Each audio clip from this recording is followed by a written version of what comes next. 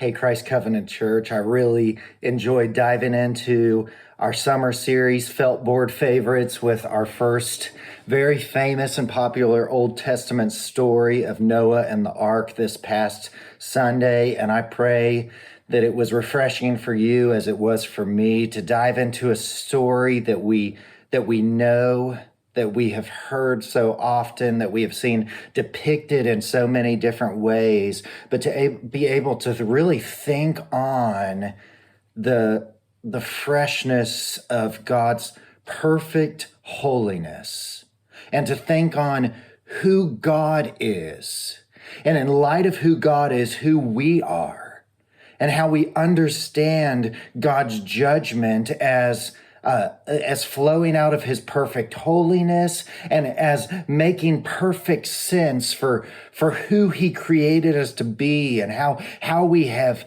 so rebelled against our creator God, his creatures rebelling against their very creator. And I pray that we see God's grace in sustaining Noah and his family. And this week we are going to continue our Felt Board favorites by looking at a favorite and popular story of Moses and the plagues. Moses and the 10 plagues of Egypt. Last week was Noah and the Ark. This week we are looking at Moses and the 10 plagues of Egypt. I mean, Charlton Heston and all the different movies that have portrayed this Moses and the plagues and the Exodus of Egypt. It is one of the most iconic and famous stories of the Bible. Yet, if we're honest, it's a very odd story of God sending these plagues and then finally the death of all Egypt's firstborn in order to save God's people out of slavery in Egypt. And I pray that as we go to the 10 plagues, I want to invite you to read this section of scripture this week. We're going to look through Exodus 7 through 12. Exodus 7 through 12. And just like last week, I won't be able to read every verse of Exodus 7 through 12, but I will. We're going to take a big picture view.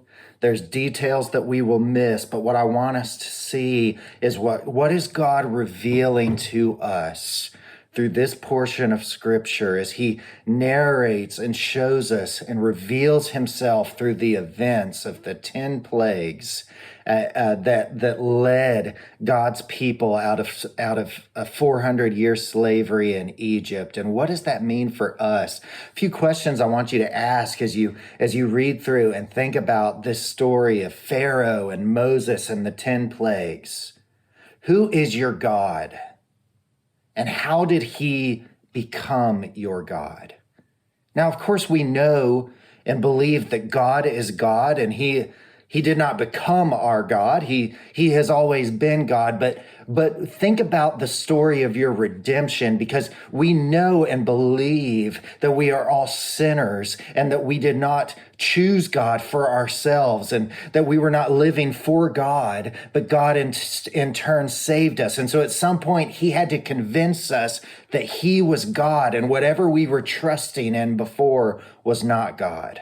So how did God do that for you? And we're going to see how God did that through this story for some people in Egypt, for God's people, the Israelites, and for the nations of the earth, both back then, but also he continues to use his living and active word, and even this event of the 10 plagues, to show people today in 2023 that he is the Lord, that he is worthy of all worship, and he will defeat any and every enemy and barrier in order to bring us to a place to see him for who he is and to worship him as God.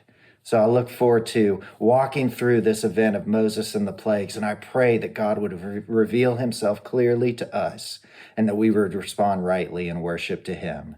Look forward to seeing you.